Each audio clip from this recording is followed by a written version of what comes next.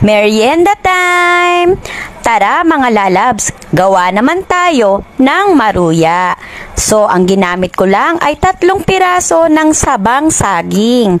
Yan, kasi may nabili ako sa Philippine Grocery, kaya yan, bumili na ako. Nilagyan ko lang ng itlog, asukal, vanilla essence at flour. And then kapag ready na ang ating mixture, pwede na nating pirito yan. Yan, ganyan lang kadali gumawa ng maruya, 'di ba? Napakasimpleng merienda at napakasarap. So after natin matanggal ang oil, nilagay ko siya sa malinis na container na may asukal. At saka ko inalog-alog. Ayan, kakalog-kalugin mo lang yan. Yan, hanggang sa malagyan na ng asukal lahat ng maruya natin. And then, ready to serve na. Nilagay ko sa isang malinis na puting plato. At syempre, hindi natin malalaman kung masarap ang maruya kung wala tayong tagatikim na bata.